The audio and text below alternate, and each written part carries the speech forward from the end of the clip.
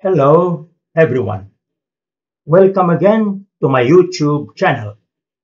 This episode is the 27th installment in my program, Social Change. How and when will it come true? This episode will continue our discussion of the concept of justice, which is among the most essential components of human transformation for social change to take place in world societies. For this episode, I choose to give the title Social Justice, Let It Come Forth.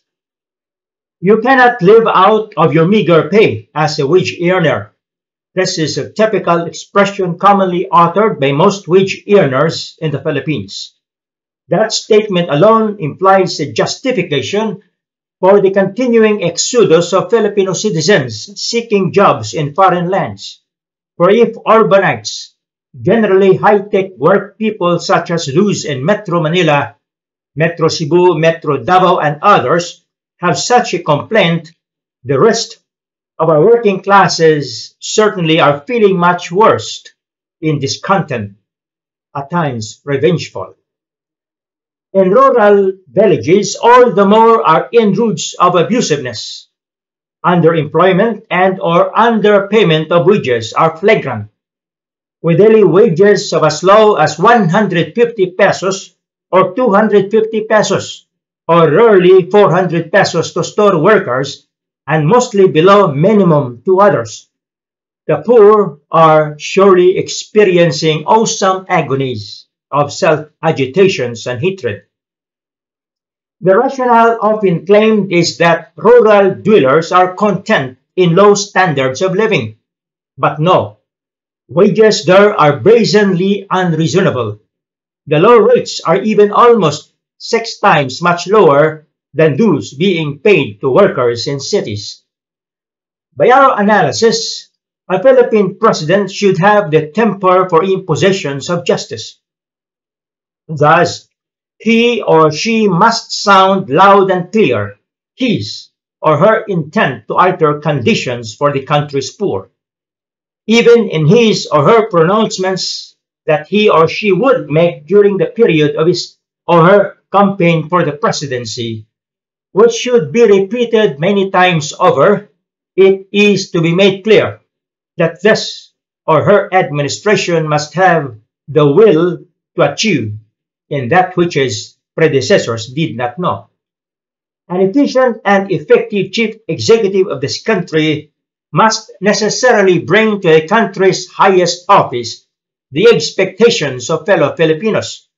To be truly successful, he or she is to smash out of presence in government such molesters as have caused disrepute in the nation's political system. In precise terms, political leeches in government have made themselves gods and goddesses of arrogance at the expense of millions in weaknesses by mendicancy. Now, the little man on the street is to find provisions by which to pursue objectives. He or she must think of progress and work for it. By then, he or she is to live as a human being, befitting himself in an ultra-modernistic world of high-tech societies. Past administrations since independence, first year 1946, except that of the late President Ramon Magsaysay, had never given the right sensibility of attention to the Filipino lower classes.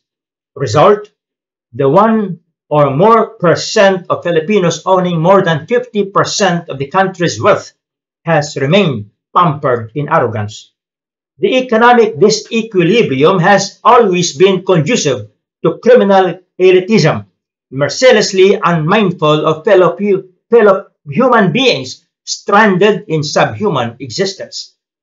Let be averred, for the sake of re-enlightenment, that except when there is proof that those so mal-behaving financial tycoons are superhumans, people of good sense cannot conceive of any subhuman in existence. What must be told is that all human beings, each having been given God's breath of life, that's in Genesis chapter 2 verse 7, are creatures of the true God. That is in Genesis chapter 1 verses 26 to 27. As God's creations, they are to live as humans, loving one another, according to the book of Romans chapter 13 verses 8 to 10. And also in 1 John chapter 3 verse 11, also in Matthew chapter 22 verse 39.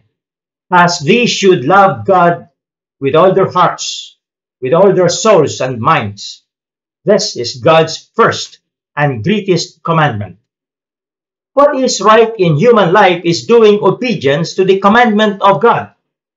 In its true sense, God's commandment is as everyone's gift of love.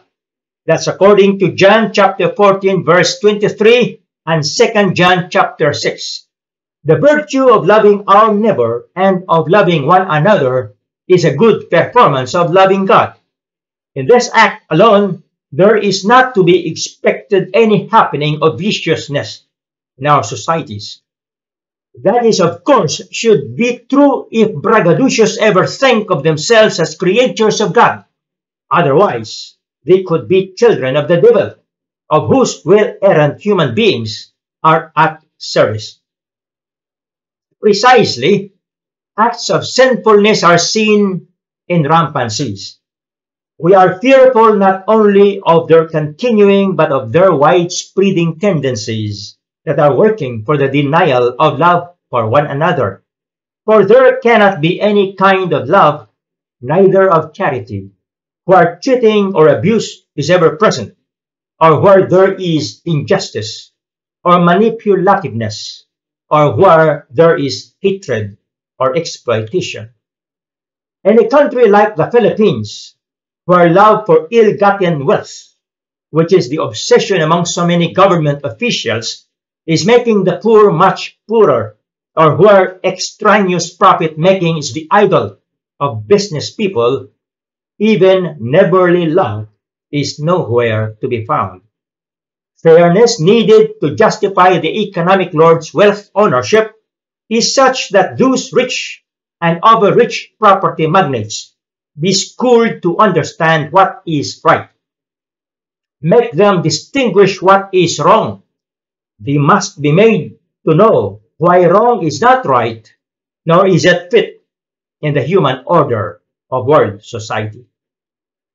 In our next episode, that will be our 20th installment, we shall continue discussing the concept of justice as among the very essential components of human transformation for social change to ever take place in world societies. If you enjoyed viewing my program, I'd like to invite you to please click the like button, and for those who have not placed their subscriptions yet, to please subscribe to my YouTube channel. Let me end this 27th episode with these encouraging messages from the Bible. 1 John chapter 3 verses 8 to 10. I'm reading from the New International Version.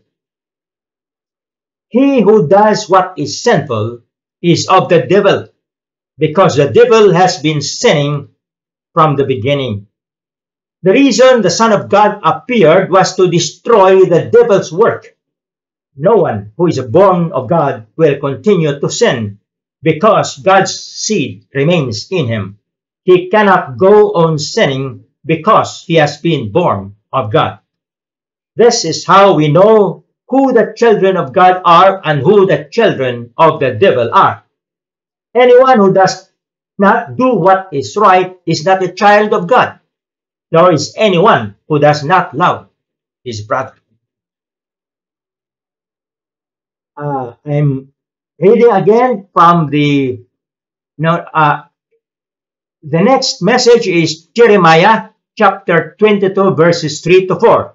I'm reading from the Living Bible.